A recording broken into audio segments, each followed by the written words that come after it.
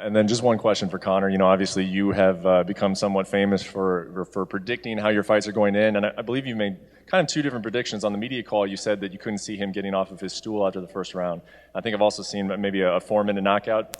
Now you're here the week of the fight. What is your prediction for the fight? Yeah, I feel within 4 minutes the shots will have landed. It's on him after that. You know, I feel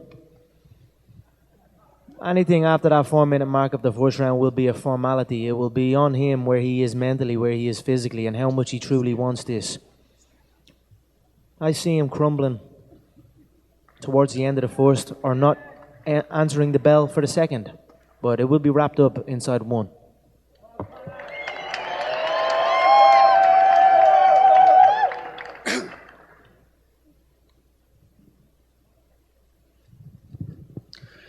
Hey guys, Ron Kruk with Inside MMA. Begin with Conor McGregor. Conor, question as you go into this fight, almost a year in the making, do you feel that this is the toughest test of your career? I feel it's only as tough as you make it. And I have been making them pretty easy for myself, I feel. I feel this one will be a spectacle. This one will be a master class. This one will be the changing of a guard.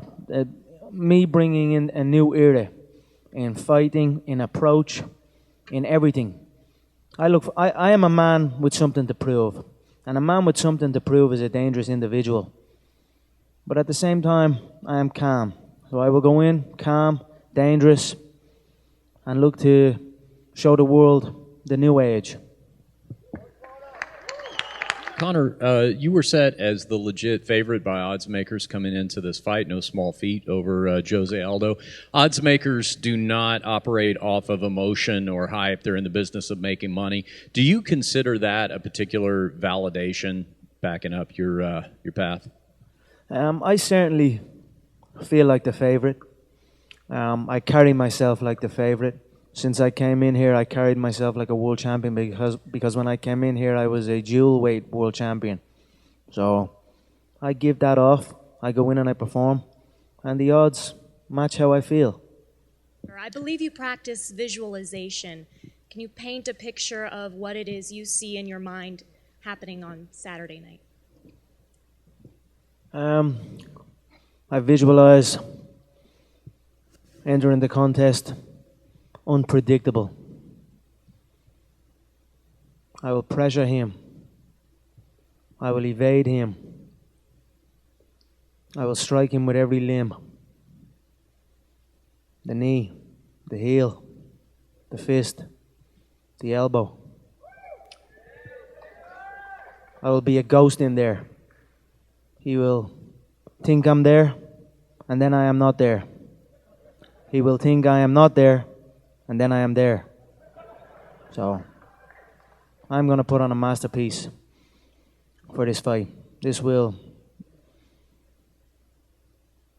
prove my point, that I am the number one.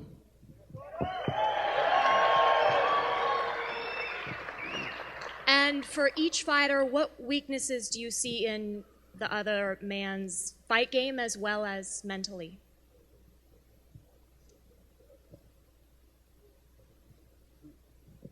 Acho que o ponto fraco eu não posso falar, né? Que senão eu não vou usar ele. I can't talk about his weakness, so I'm not going to be able to use it.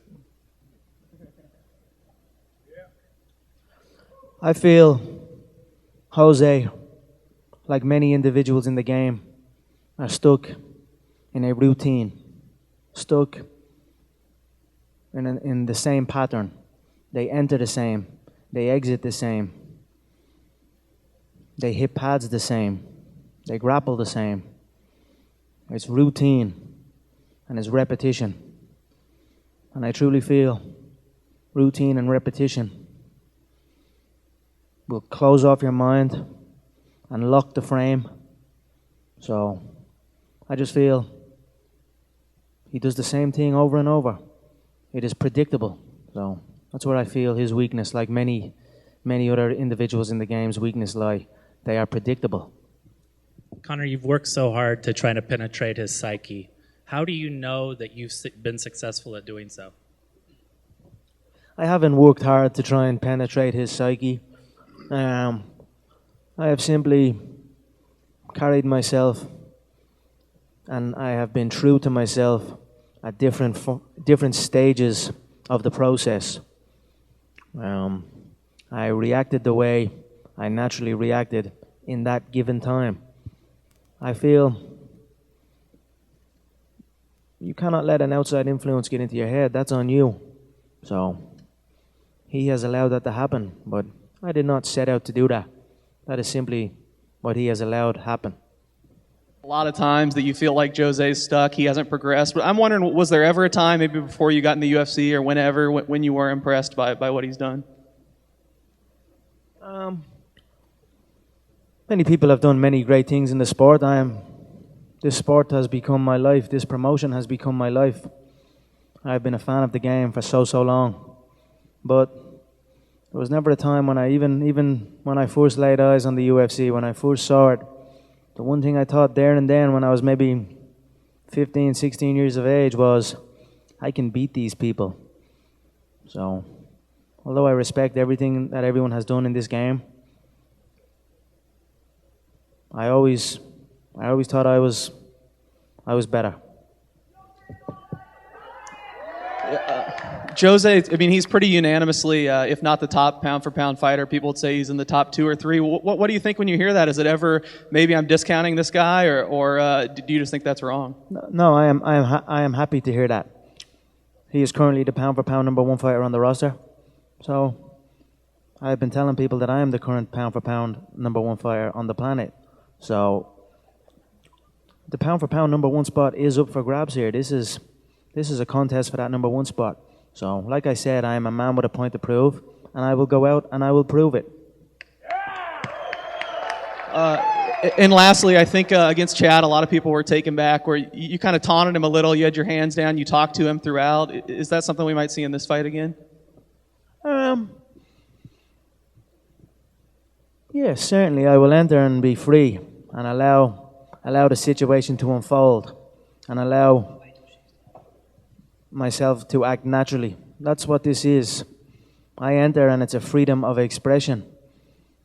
Like I said before, when I make that walk, I'm unshackling chains off of me. And when my feet touch that canvas, it's true freedom. There is no one that can tell me what to do, how to do it. I simply do it as I feel. So I will enter and be free. Today you seem more relaxed and more calm than usually that we saw you in the media events. Is there any special reason for that? Like I said, I am in a state of zen. The closer the fight comes every time, I say it over and over, the face becomes blank.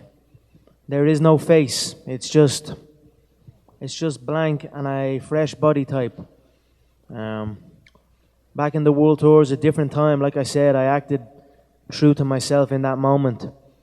Now it is a new time. Now war is upon us. So I am calm, cold, ruthless, and ready to take out the body that's in front of me. A question for Conor over here to your left. I'll stand up. Good to see you. A couple questions for you. First off, I feel like I've asked you this question, and many people have in the past. Do you have something to prove? Do you have something to prove? You've always said, I don't have anything to prove to anyone. But today, twice you said, I will prove my point on Saturday. Why has that changed? I enjoy listening to the reasons why I'm here, the excuses of previous. There are many times they look to discredit me, what I've achieved in my career, in this company. So right now I feel I have the right opponent, the pound for pound number 1.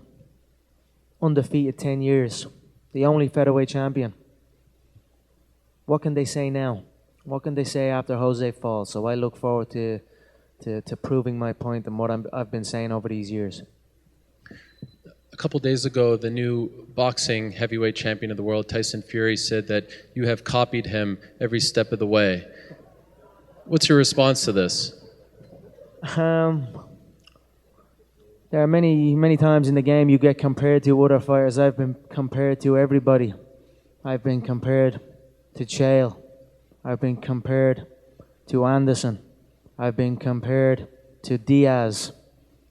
I've been compared to Muhammad Ali. Now you're trying to compare me to Tyson Fury. But I'll continue to say I am my own man. I am on my own journey. Tyson is an amusing character. But that's it. I am me. I am nobody else but me. And I know you said you're in a state of zen and you're relaxed, but I must say this is probably the most casually dressed press conference that I've never seen you wearing a shirt like this. Usually it's the three-piece, all that. Is that part of the zen? Because even for 189, you were wearing the black suit, the slick back hair and everything. It's a little jarring, I must admit. I still feel looking around the table that I am the best dressed. Okay.